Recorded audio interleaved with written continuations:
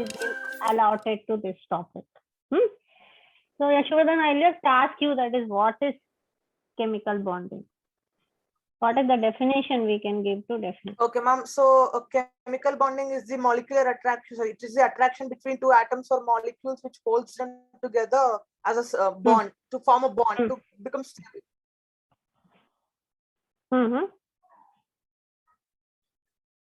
The Like question comes is that actually why chemical bond happens? Why can't elements stay like that only? What is the need that is they are coming and joining together?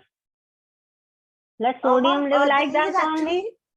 Ma'am, actually the reason is they have to attain stability. So by losing and gaining electrons, they can either by transfer of electrons or by mutual sharing of electrons, they can get stability. So that's the main reason for bonding. Main reason for bonding, according to you, is that stability they need. Yeah. Can I ask the same question to you? That is why chemical bonding is formed. Definition already Yashovardhan has given. Yes, so why actually chemical bonding is needed by any element or suppose any atom? Like as you said, ma'am, they need stability, ma'am. So that's why, ma'am, chemical bonding formed, ma'am. Okay, stability in chemistry, what does it mean by stability? Ma'am, gaining the configuration, electronic configuration of inert gases. Right, that word only I needed. That is noble gas configuration. When an atom has to gain, it comes forward to form a bonding. So how the bonding will take place? Either it will lose electron, other will gain electron, and the other part is that which is in which we study the sharing of the electron. So this whole chapter, this is chemical bonding and molecular structure, it just belongs to mainly about the covalent bond. I don't say that is ionic bonding is not important, but ionic bonding is equally important. But chemistry mainly runs around covalent bonding more. Why? Question comes in mind, that is because of the natural products which are around us. All are covalent bonds. Proteins, carbohydrates, fats, amino acids, then nucleic acids, all the polymers, diamond, graphite, all these are belonging to the covalent bonded structures. So that's why the covalent bonding is so important. So types of bonding when we study, we have to study 3 types of chemical bonding: ionic bonding, covalent bonding, and coordinate bonding. Other than there are some other forces also there, like hydrogen bonding, metallic bonding, van der Waals forces, London dispersion forces. There are so many, that is, this is diverse thing if we want to study. But today, when we were doing this, we will be running around this 3 main theory, that is VSEPR, valence bond theory, and this molecular orbital theory. Already, Yashovardhan, you have said that is you have completed your inter-second year. Ashna is into her 11th class. So she has also a little bit introduction about this chapter. And since you are preparing for JEE. Ma'am, actually, I've completed my intermediate, but I've barely attended college. Like I was like critically ill, so I was not able to attend college properly. I just wrote the exams and I cleared it. So I'm preparing it for now. I'm on medication. I'm stable now, so I'm started my preparation again. Technically, I never attended college, like, and just went and I came. That's it. I take medication. I would go to college. I would just write the notes and come home again. So it's not like the typical intermediate. No, I pray for you. I pray for your speedy recovery. Should get well soon, and you should flourish in your have a bright future. And thank you. Chemistry you can study, you can take help, and it will be this topic not so difficult, but I can say that's a new concept, so you have to little bit put your attention to this topic. Okay, so first thing is that the first slide I'm sharing is that is which is having lithium and fluorine. So lithium configuration in the SPDF configuration, if we take, that is 1s2 and 2s1. And this is having 1s2, 2s2 and 2p5. So now, what is the nearest noble gas for both of them? We know that is this can attain helium configuration and this can attain the neon configuration. Only one electron sharing is enough. So this will transfer this electron, that is which I have shared this picture. So it has taken one electron. In this way, this lithium ion will come into positive charge and this fluorine ion come into negative charge. Negative.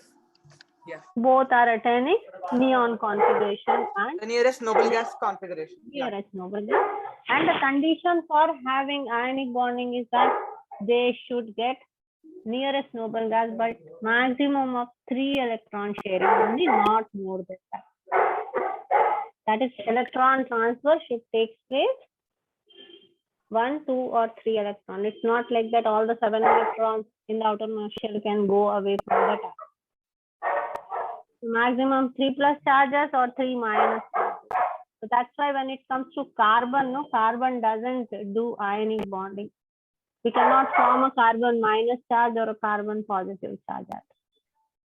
It will be only sharing of the electron is only possible in case of carbon.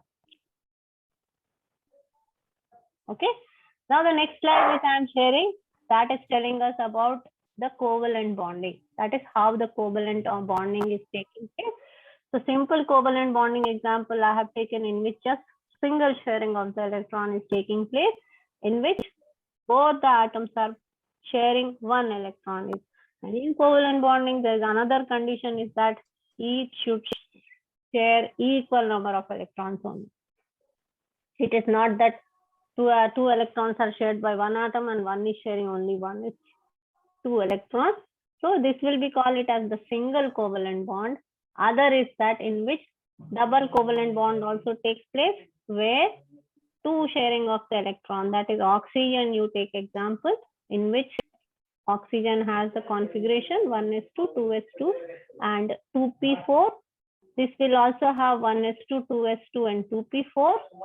So both need 2 electrons to complete their octet. So both will share 2 electrons. So in this way, oxygen molecule will have a double bond. The second is triple covalent bond, in which nitrogen, we can take the Lewis bond just here. This will also have the sharing of 3 electrons each. So this is triple bond. Then next one is that is one triple covalent bond. In one more thing is also happens in covalent bond, that is we call it as polar covalent bond and non-polar covalent bond. Now what is polar covalent and what is non-polar covalent bond? Where in this covalent bond and non-polar covalent bond, the electronegativity makes the difference. Now the question comes, what is electronegativity? What is the definition of electronegativity? Electronegativity, it can be defined as the tendency of an atom to attract electrons towards itself when it is combined in a compound. Yeah, that is actually what we can say. Condition for electronegativity is that the atom should be in covalent bonding, no? Yeah, yeah. That is definition what we give, that in any covalent bonded molecules, when the 2 atoms which are combining, one is having more electronegativity, so the atoms which are shared between the atoms will not be centered, and that will go little towards the more electronegative. So in water molecule, we see that if the electron pair are attracted towards oxygen, so in which this develops delta negative and this develops delta positive. So over this, actually many questions also come. That is depending on this, many questions also come, that is why CH4 when we take methane or ethane and we write CH3Cl, which is more reactive, or why methane is less reactive than monochloromethane. Monochloromethane is more reactive than methane or ethane. Or even single question, we can say CH4 and CH3Cl will be more reactive. Or you can write here CH2Cl2 also, which will be more.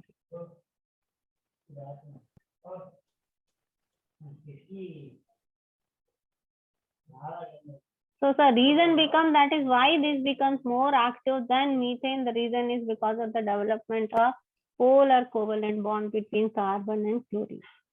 That all goes, if we study that nucleophilic substitution reaction, and all will come in this way.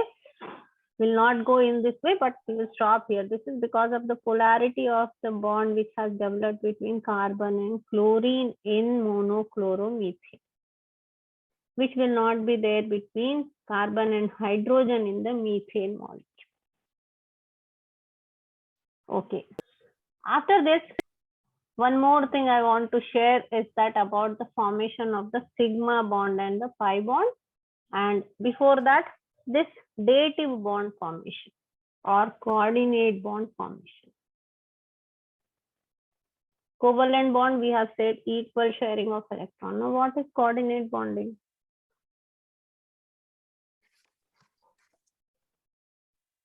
Ashna, can you tell about coordinate bonding?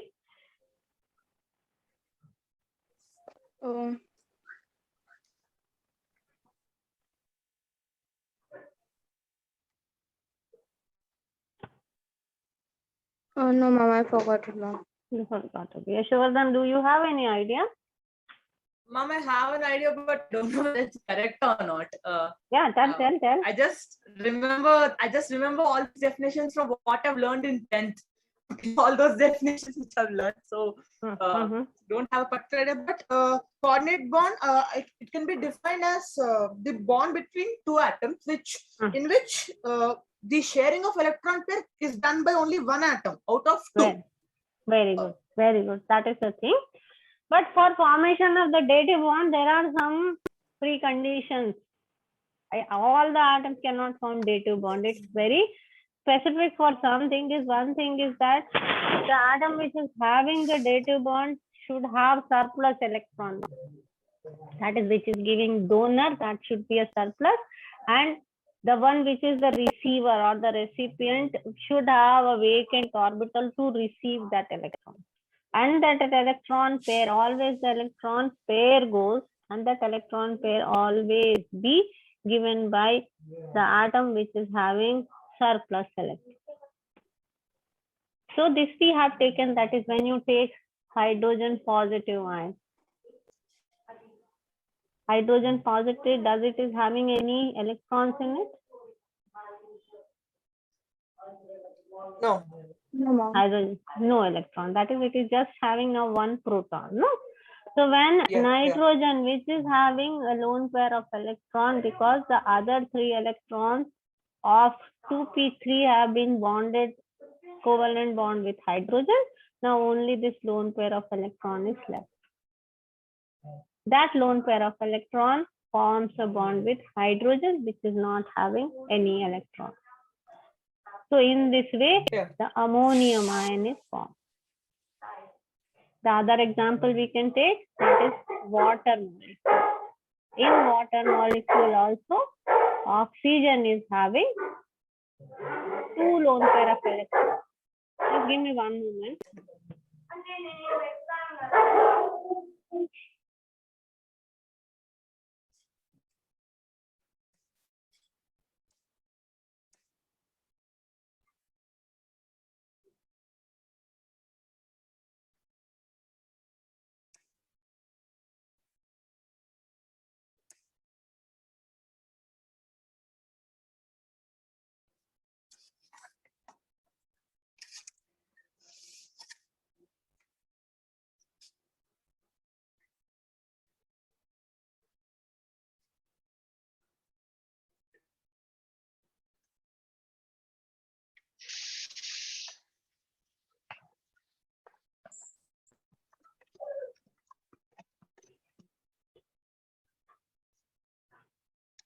Yeah, I want to form this hydronium ion. Hello. Then again, yeah, Ma'am, actually, sorry. Ma'am, when I studied actually, so water molecule అనేది it comes under covalent bond, ma'am. Polar Uh, covalent bond. Yeah, but అంటే మీరు ఇప్పుడు coordinate date bond అన్నారు కదా, so how is it related అన్నమాట, like from How covalent it is, bonding and no, coordinate? yeah, covalent, actually the name of coordinate bond itself is coordinate covalent bond. Okay. The name of the covalent bond which is coming under the coordinate bond, it is also called as coordinate covalent bond because we are also sharing of the electronic taking. Okay. Okay, so now Yeah. what is happening is that this is having two lone pairs of electrons, and Yeah. hydrogen water molecule also has polar covalent bond, but here the condition is that the other approaching ion should have a vacant orbital. That vacant orbital is being used for the lone pair of electrons to be shared, and there is a coordinate bond formed. That leads to the formation of H3O plus. So coordinate bond, actually we study more in metallic compounds and biomolecules, like when you study hemoglobin structure, porphyrins, and also about the chlorophyll, in which magnesium, and in hemoglobin iron is there in the coordinate state. And of course in class 12 you have coordinate bond chapter itself complete. Okay, now actually the next one what I want to study, make you study, is how actually the bonds are formed. Now only we are saying chemical bonding. Is that something other than chemical bonding, and what are the types of chemical bonding available? So just I have shared some pictures. It's not so significant. The knowledge you should have, that is how when s orbital combine, that is overlapping of the orbital takes place, and it forms a bond. So there are two types of bond which we will be studying. That is, one we call it as the sigma bond, and another is the pi bond. Pi bond. So how the sigma bond is formed? We say that is when s orbital which are spherical in shape, when they combine, they give sigma bond. Sigma bond can also be formed with s and pz combining, py and s is combining, and px and s are combining, both give sigma bond. And pz when they combine, that is head-on overlapping, we call, they also form the sigma bond. Now what is the pi bond? That is when side overlapping takes place, like this, between px and py. Other than s orbital, no p orbital they combine, that is intermixing of the orbital is not possible. That is, you cannot form a bond between px and py, or pz and py. These kind of bonds are not formed because their symmetry doesn't match. So either it may be bond between these two, or pz, but s orbital has the freedom to form the bond with any of the p orbital, or it can form the bond with s orbital itself. This is actually, this topic comes in hybridization, but before I said, let us introduce yourself to this also, that is what is pi bond, sigma bond, because many students I have observed that they get confused in this. Okay, now the next thing is that what I have tried to is that Lewis dot structure, that is how the bond formation is shown. Because every time we cannot form big circles, and that circle also doesn't come properly in the drawing. So chemists have given one simple idea, that is put the dots. Lewis dot structure or electron dot structure. This you have studied in your class 10th also, no? So any one of you, either Ashna or you, can tell me about that is what is the disadvantage of this Lewis dot structure? Only one disadvantage is there.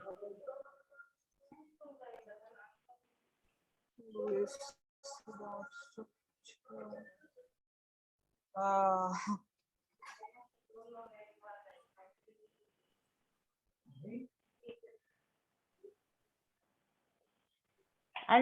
if I'll tell that, you will find it to be very simple.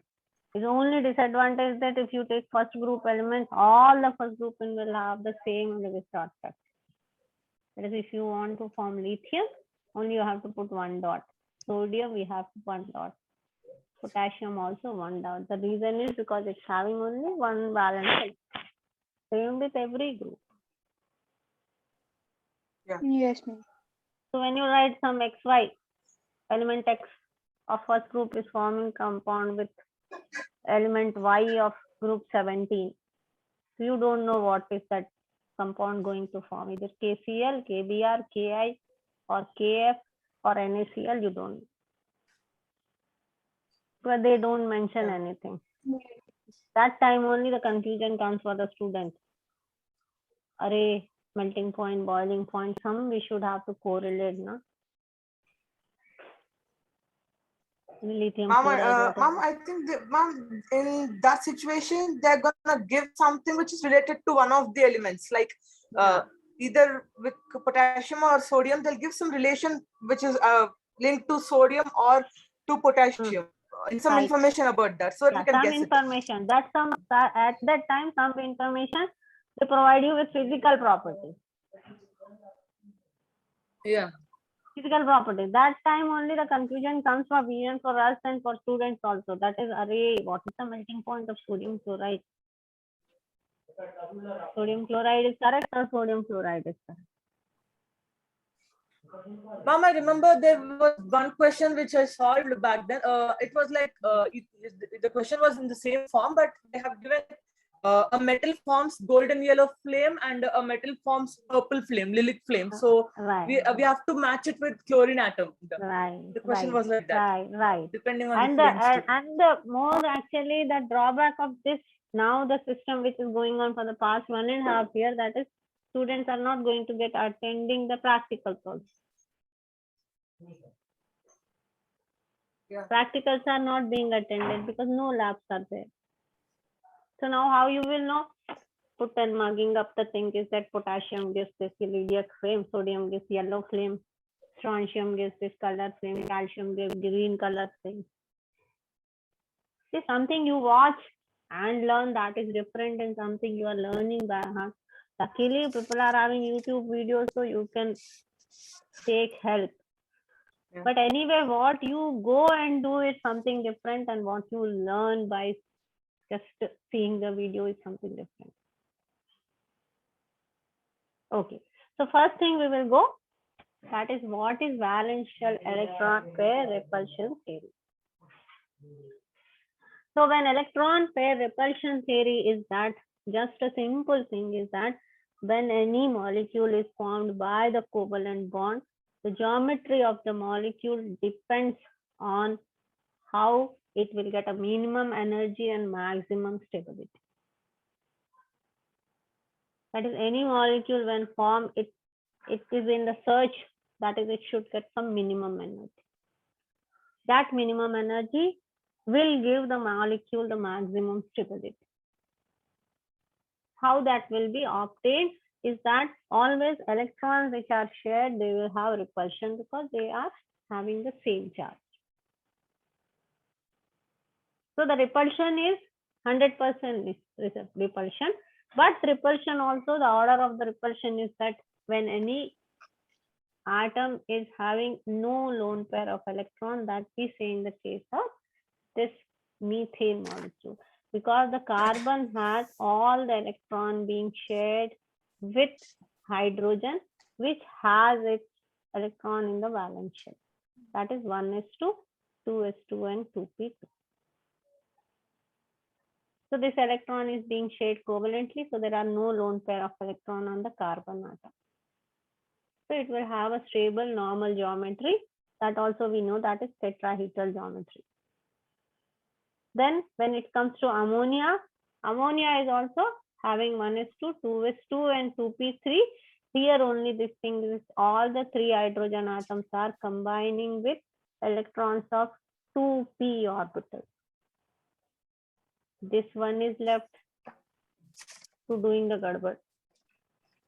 When it comes to water molecule, this is 1s2, 2s2 and 2p4. So out of 2p4, only 2 electrons are being used by the hydrogen atom. So that is 2p2 electrons out of 4, and these 2s2 electrons are there on the oxygen atom to deform the structure. So what deformity they saw? So here the geometry is tetrahedral. But here that becomes distorted tetrahedral and becomes to pyramidal structure, and here it becomes to bent structure, that is V-shaped structure will become. So that much of distortion, even bond angle changes. Here 109.25, it comes to 107, and still it becomes much less into water molecule. So this valential electron pair repulsion theory or VSEPR theory just goes around what the central atom is offering. Whether it is having a regular molecule without any lone pair of electron, or is it having any lone pair of electron. So the lone pair of electron always, that is the bond pair will have the maximum stability and least repulsion. Then the second one comes is bond pair and lone pair of electrons. Here the repulsion is little bit coming more, and the next one is lone pair. This will have the maximum distortion in the shape of the molecule. So this valence bond theory runs around this central atom and the presence of the lone pair of electrons and how the repulsion will take place. So depends on that only geometry of the molecule also is decided. Before going to valential electron repulsion theory, one thing comes into my mind is that when carbon is having this 1s2, 2s2 and 2p2, this is the configuration it is having. How the methane molecule is being formed?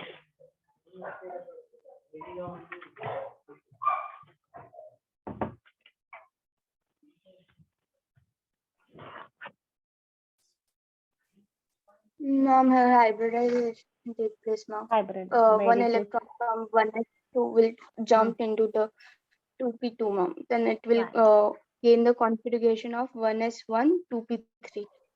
2p3. Very good. So that is 4 hydrogen atoms will be combining, and this type of hybridization we call it as sp3 hybridization.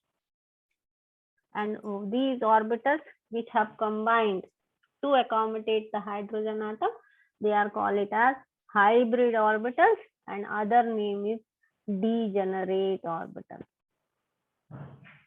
Why the name hybrid and degenerate given to it? Because they are having equal energy. So what happens in this case? Ammonia and water. So when you take the oxygen atom configuration, I'm just writing the valence shell only. I'm not writing all others. So when you take ammonia in nitrogen atom, so here these 3 hydrogen atoms are combining, and this is becoming the lone pair, that is 2s2. So no need of hybridization, but still because they belong to the same energy level, we will be calling it as sp3 hybridization with lone pair of electrons. And in water molecule, oxygen, which is having 2s2 and 2p4, here also these 2 oxygen atoms will combine, and 2 hydrogen atoms, and here this one is 2s2 and 2p2 electrons will be the lone pair of electrons. So when we study this VSEPR theory and valence bond theory, this valence bond theory is all about the hybridization. Valence bond theory, it studies about hybridization and shapes of the molecule. And valential electron pair theory, it gives about the lone pair electron importance, that also gives the geometry of the molecule. But all these have some drawbacks, both valence bond theory and VSEPR theory. There are some certain drawbacks for both the schemes. So scientists, what they have said, that is, they took the another milestone and they proposed the molecular orbital theory. Okay, anyone tell me what is actually molecular orbital theory?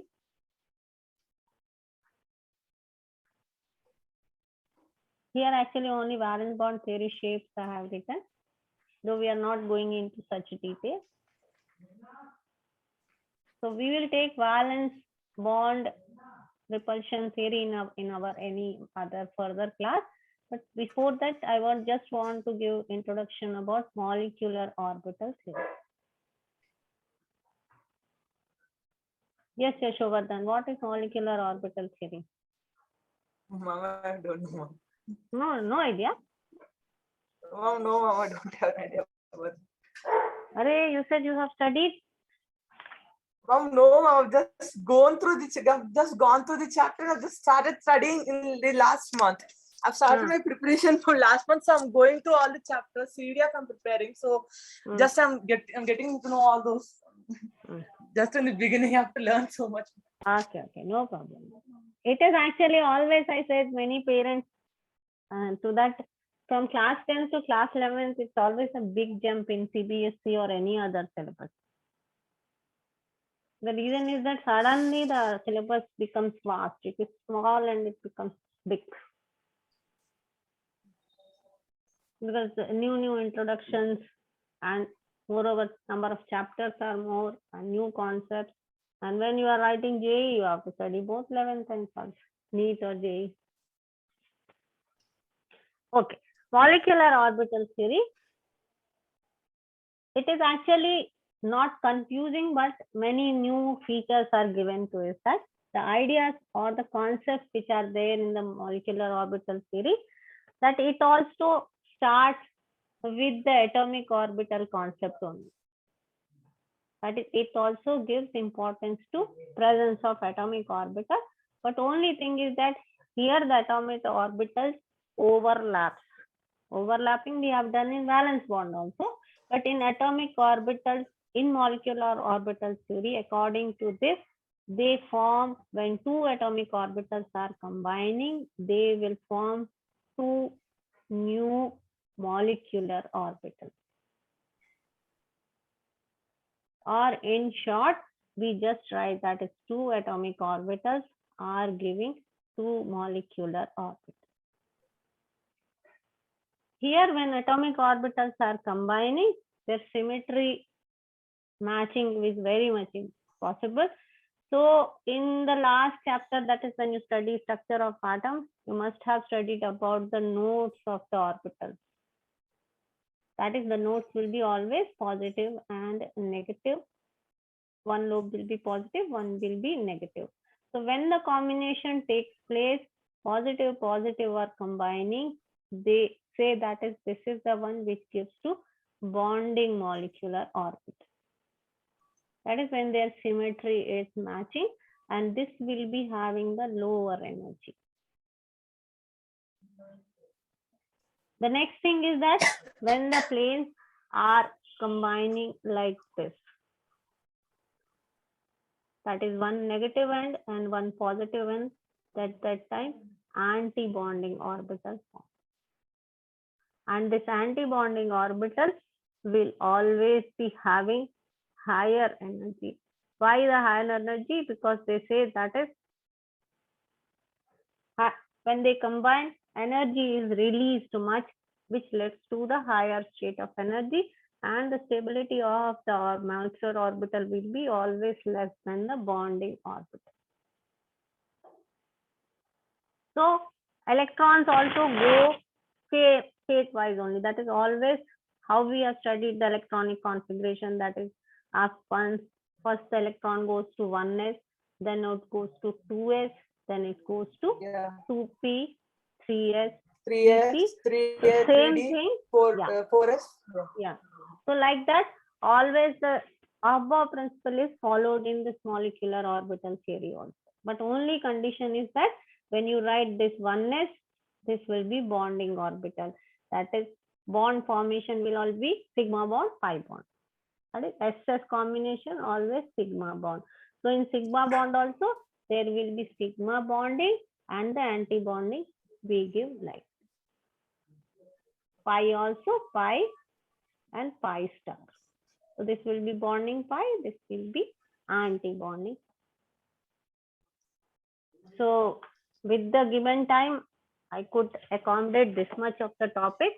So if I have been given another opportunity, so we will continue with this molecular orbital and also the structures, that is in detail, about how the geometry of the molecule is decided in VSEPR as well as the valence bond and molecular orbital theory also.